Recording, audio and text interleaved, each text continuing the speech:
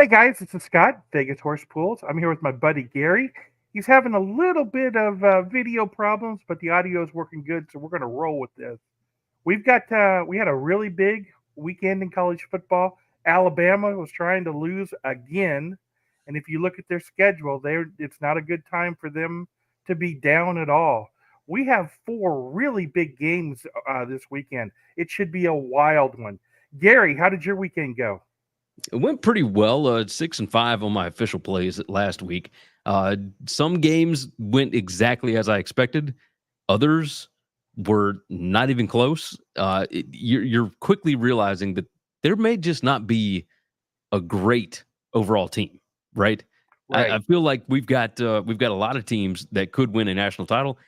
For the first year of the 12-team playoff. This is exactly what we were looking for. There's a lot of options, a lot of teams that could get hot towards the end of the season that are going to have a shot. And then you got other teams like Ole Miss that expected to be there, and you can't take losses to Kentucky and LSU in 2 out of 3 weeks and still Right. make it. So we're going to see what the rest of the season looks like. But man, it has been a lot of fun thus far. Yeah, I was actually looking at the schedule this morning and I was kind of sad because we're at the halfway point. We're halfway done with the Yep. season. Yes, we And are. I don't want to see the season come to an end, but I looked at their latest top 25 and again, I've got 5 teams you can't leave out of the playoff. So I'm very very pleased we got the 12 team playoff this year because again, you can't leave out Georgia, Ohio State, Oregon, Penn State, or even Texas. And of Are course, you sure that you can't leave out Georgia? I can't. I I've got questions. Really? I've I've got more got questions questions. about Alabama than I do Well, Georgia. absolutely, absolutely. However, Alabama did beat Georgia, They so did. we gotta toss that in there. No, well, we're gonna talk about Georgia and Texas in just a little Ex- bit, but yeah, Exactly.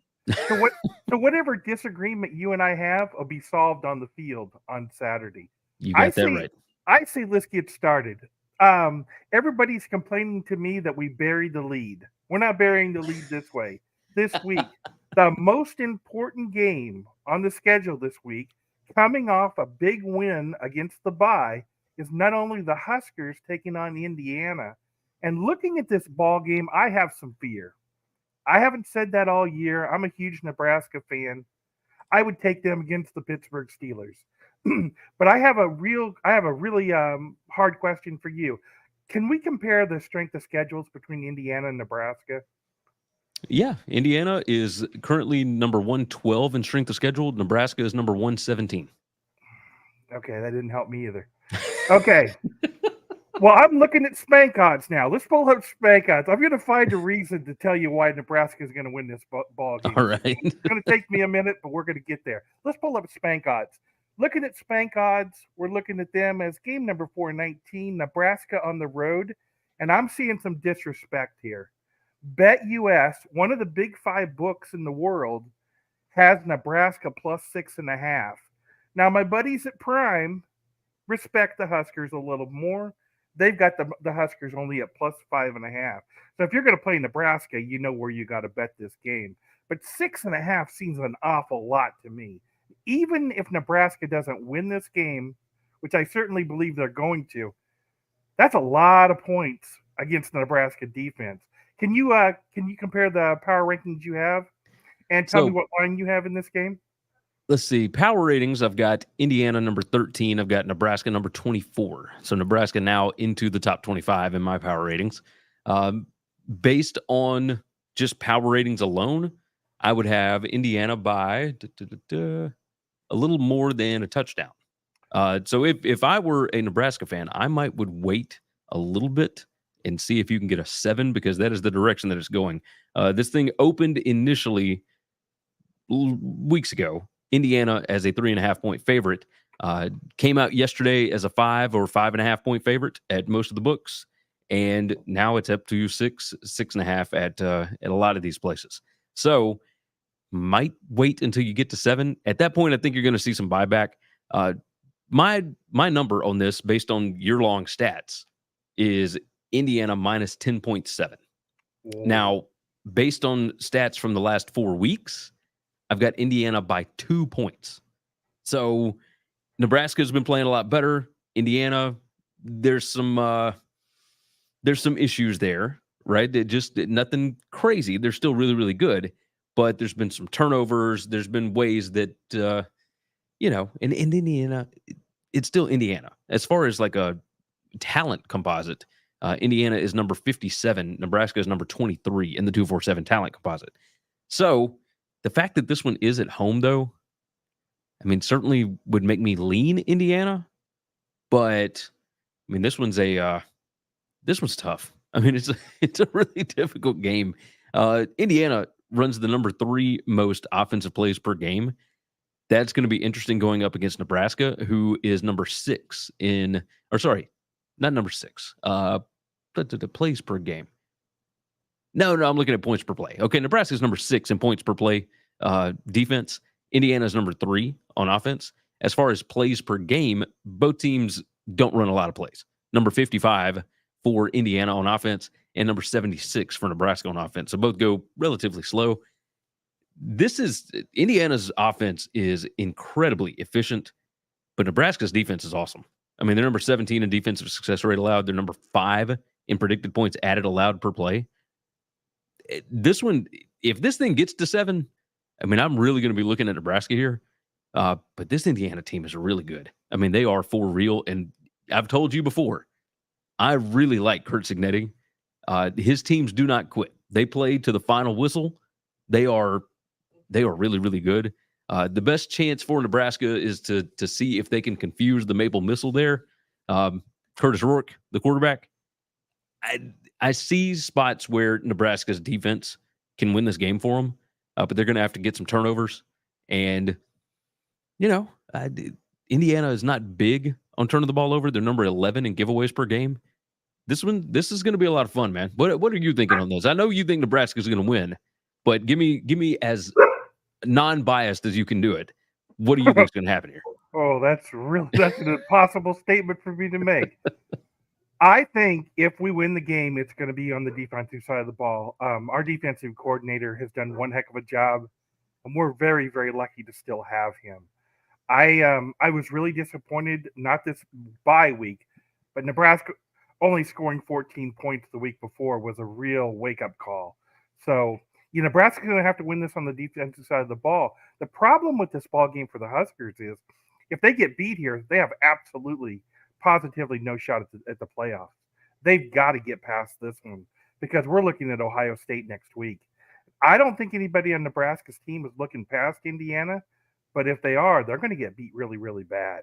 So I think it's going to be a close game. I've got to tell you, my heart won't allow me to do this, obviously, because I'm an old man and I have an old heart. But if I was going to play this game, I would do exactly what you said. I'd wait a little bit. I would take Nebraska with the points.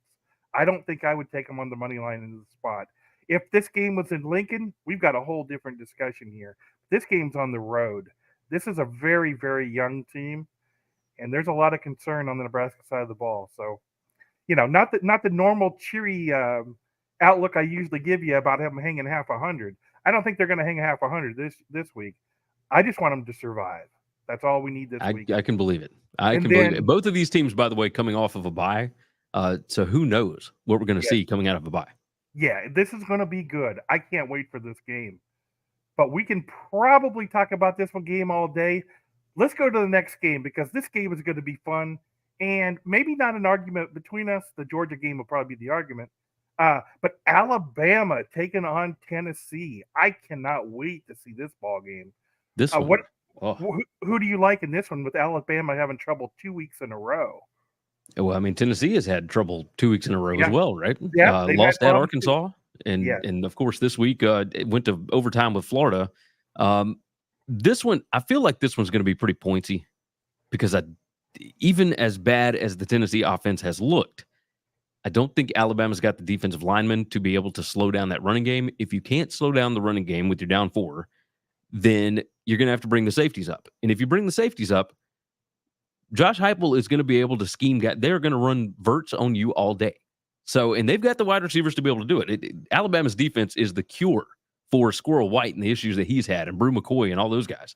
I think So my number right now has Alabama favored by 1.5, right? What is the current number on Two and this? a, it's Two two and a and a half. half. It's painted all across all Big Five Yeah, books. I took Tennessee at 3 last night. Um, and then, I mean, it was it was minus 110, right? So, uh, so it's moving around a little bit. I'm seeing, it's nothing but 2.5 right now. So this one's Oh, going to wait a be minute. I got to tricky. break in. Spank What? Odds has a breaking update. Nebraska is moving across the Big Five books. We've got a 7 at Vegas at Yep. Circa right now, and it looks like that line is moving. So if you're wanting a 7 on Nebraska, it just happened right here with us on the screen. And if you look now, everybody has went to the BetUS number, which is 6.5, with the exception of Circa. So again, Nebraska just went to 7, and it looks like BetUS just moved Alabama. So I don't know if we're moving these games or what's going on. I can't believe that's true. But BetUS just moved Alabama to a -3. Here we go. Yep. S411. You see the lights? It's lighting up. That's awesome. Prime and S411 both now are at 7 also. So there's money coming in right now on Indiana. So, all right, let's go back to the Alabama game. I just had to give you the Yes. breaking news, you know? Oh, that's wild that it's moved out to 3 now. Yes. So we got the 7 that I said that we would get, and Yep. and of course I said last night that Bama was 3. You're going to see some buyback at 3, Yeah. because this one's just going to be a tricky game. It's in Knoxville. As far as strength of schedule, Alabama has certainly played a tougher strength of schedule than Tennessee, but Alabama's defense is the cure for Tennessee's offensive issues. Right? This is the problem. Alabama power rated, I've still got them at number 3 on all the different metrics as far as predicted points added, as far as success rate, etc. They're still really good. The problem is that they are continuously getting beat and making incredibly dumb decisions in games. The South Carolina game should have never been in question, but you take a sack in the wrong spot, you don't hit your drop down guy, you throw a pick and it gives away points. Don't run out the clock at the end of the ball game, so you give South Carolina a chance to actually score that. I mean, it's just mistake after mistake after mistake, and I don't know if it feels like that's a coaching issue. I don't know if the players are on the same page as the coaches, and now you got to go on the road to one of the most hostile environments in all of college football. It's going to be bananas in Knoxville. Get in price for this game if you want the cheapest seat that you can get. It's $350 on the secondary market. It is absurd. So the Tennessee fans are going to be hyped up for this one. I think that I would roll Tennessee here. It's nuts. It's going to be nuts. I think that Tennessee's offense gets rolling this weekend, but I think this one could live up to what the 2022 game, 2022 game was, which was the 52-49 Bryce Young late field goal at the end of the game, all that kind of mess. I think this game could live up to that.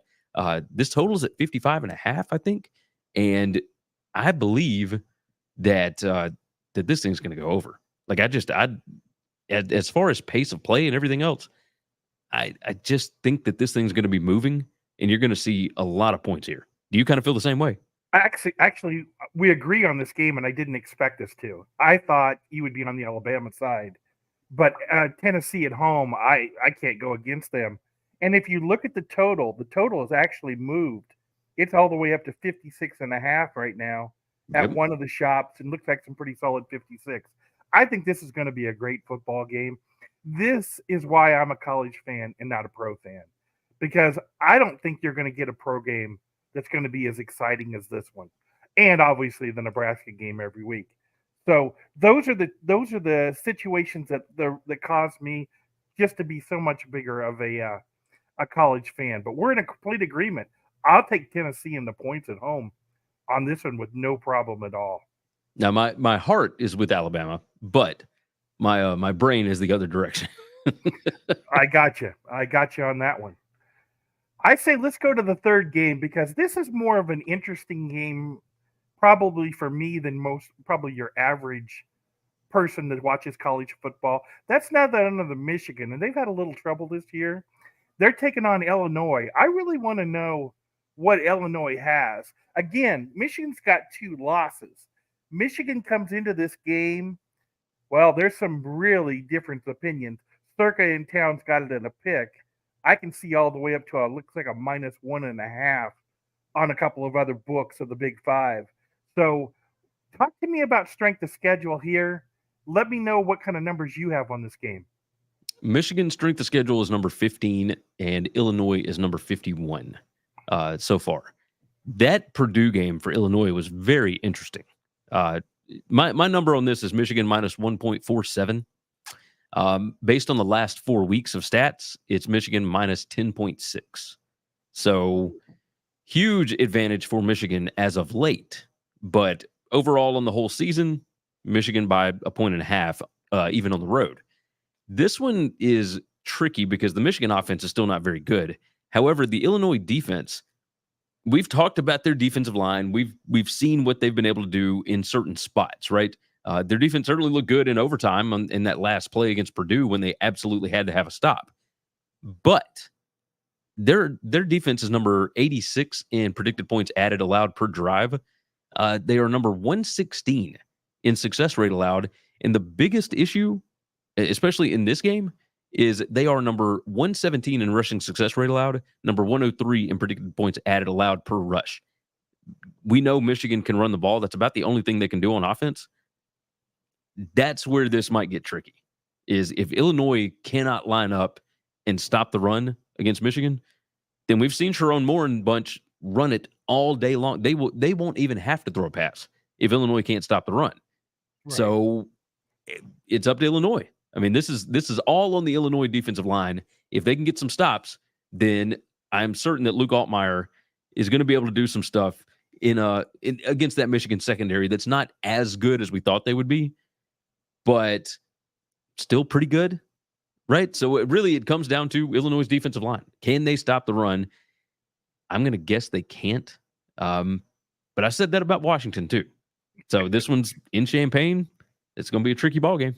Yeah, it's going to be a great one. The reason I care so much about this game is I want to find out what Nebraska has.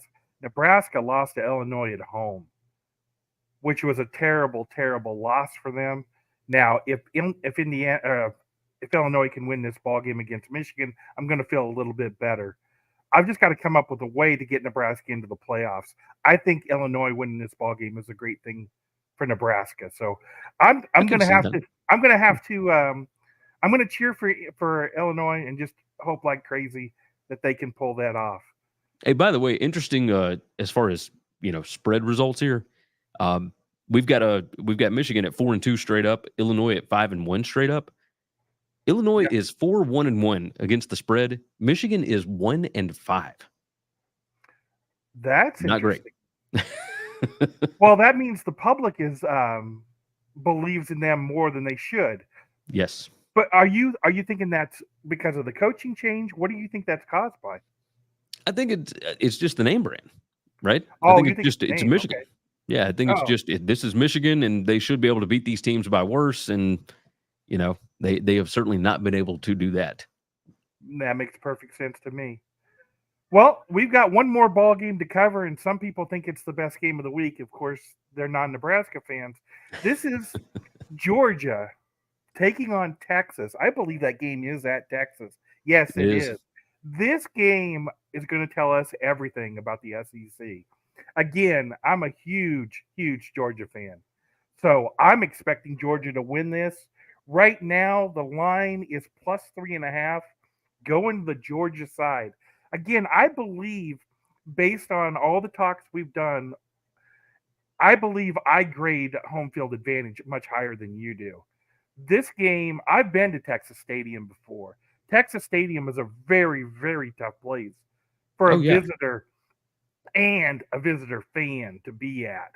This is going to be a really, really hostile environment. I'm not going to be shocked to see Texas win this. I think it's going to be really close. At 3.5 points, though, I'm taking Georgia because I think they could very well lose this game by 3. 3.5, I think, is too many. What does your power ranking say? So this is where it gets tricky, right? my power rating has Texas by double digits. Um, Wow. I've got Georgia power rated number 10 in the country. I've got Texas number 1 by a wide margin.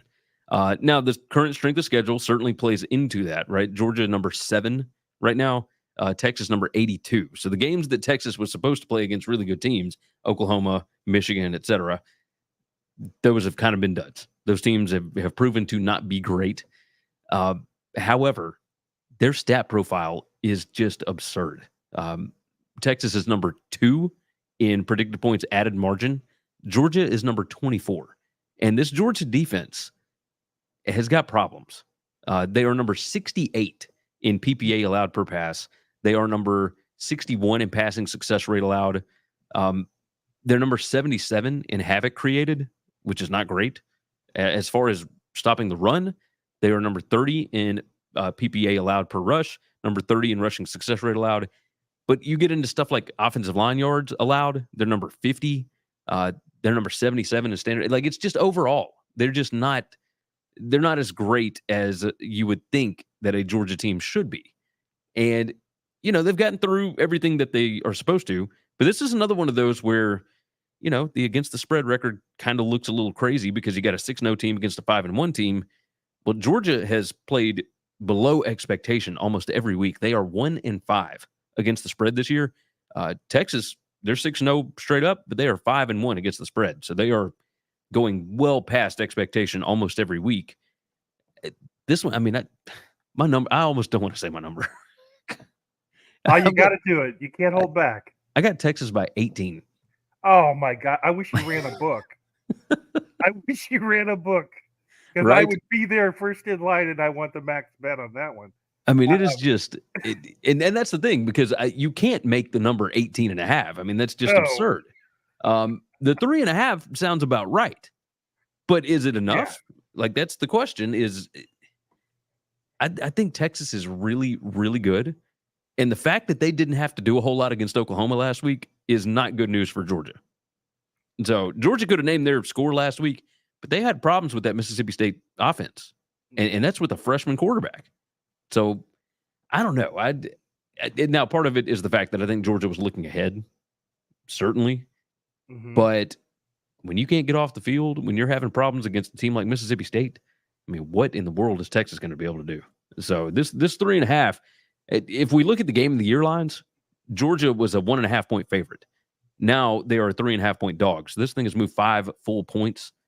I mean, that's crazy. Like, we don't normally see that. What are your this one? Well, my thoughts are very simple in this game. I look forward to the Red River shootout every single year. I love watching Oklahoma play Texas. I shut it off at halftime because it wasn't worth watching. It was not worth watching. Texas had so much that Oklahoma couldn't do anything about anything they wanted to do. So I think this is going to be a huge game with big playoff implications, because if Georgia can sneak out a win out of here, this is going to just punch their ticket into the playoffs. I don't know if this gets Georgia out of the playoffs with a loss. Especially, it's going to depend on what Alabama does. But I got to tell you, if you're going to give me 3.5 points and you're going to give me Georgia, I got to go Georgia. But I could definitely see a scenario where Texas beats them by a big number. I don't know if I can go clear to 18, but I think I could see double digits. But it's all going to come down to where it is. And again, I believe home field's worth a lot more than you do, which is probably an error on my part. I've just been to the stadium on a Saturday. It makes sense. It makes sense. Like, home field, I think I've got let's see, 3. I'm looking at it right now. I've got Texas actually just a hair over 3 points. Okay. All yeah. Right. So so the power rating, let's see. I've I've got Texas on a neutral field by a little over 10. So like 10.2. So if you toss on another 3 points, I mean, you're close to 2 touchdowns. Yeah. And that's before you get into the stat profiles, which is what bumps this thing up to 18.5. So, I mean, the last 4 weeks, I've got Texas by 25. Like, I don't think that's going to happen, but like that is how Georgia has been playing as of late. And I mean, you saw in that first half against Alabama, like obviously the second half was a different story. Yeah. But I don't know that Texas would allow what happened in that second half. And I think Texas's offense is every bit as good as Alabama's. I think you're probably right on that one. That Georgia Alabama game was really like watching 2 completely different football games. Oh yeah. And again, that's why we love college football. Yes, we do. I think we probably went through just about everything we could this week. Yeah, we did. We sure did. Is there any other games that we didn't cover that you think you got to mention? I mean, Kansas State, West Virginia is going to be interesting. I'm curious about Kentucky and Florida because that's 2 teams that are really trying to figure it out. I mean, Billy Napier should have won that game at Tennessee last week, had every opportunity to do so, and just didn't. TCU, Utah for the late slate. What is Utah now? Because they were the favorite, and going on the road and getting beat by Arizona State last week was a pretty big issue. Friday night games are pretty good this week. Florida State and Duke, and then Oregon at Purdue. Now that one, of course, Oregon should handle that one easily. But Oklahoma State going to BYU, who is still undefeated. Yeah. That's going to be interesting because Oklahoma State's coming off of a bye, but that team has looked dreadful as of late. This is a fun college football year, and we got another fantastic week full of games. Hopefully, this one lives up to the hype the same way last week did. Yeah, exactly. And again, this is why we love college football. I just want to say thank you one more time to the playoff system expanding to 12 this year, because this would be an absolute chaos if it only had 4. Oh, yeah. But I also, right. I do want to mention one other thing. My buddy Adam Bjorn and I talk about the circuit contest on Saturday. We talk about it at 4 p.m. Pacific time, right here, just like you and I do. And he's been giving out some inside information behind the book at Prime. He right now looks like he's the hottest tout in the world. You guys might want to tune into that on Saturday at 4 o'clock, because the last 3 weeks he's been dead on with some pretty easy winners. So I hope you guys will join you there. You can reach me on Twitter. I'm at Vegas Horse Pools. And of course, I am support for Spank Odds. You've seen Spank Odds on here several times in this show. If you have any questions, you can send me a message at Spank Odds. Gary, tell us about the college football shows you do. Oh, man. All right. So the first one, of course, BetUS, the BetUS College Football Show. Every Tuesday and Wednesday, 1 p.m. Eastern Time, we go live. Myself, Parker Fleming, and Kyle Hunter, 2 really sharp guys that know what they're talking about. And we have a good time with that. So you can find that anywhere. Just search on YouTube, BetUS College Football, and it'll pop right up. Or, of course, the easiest way to find it is to follow me on social media at Gary WCE. On X is the easiest way to do that.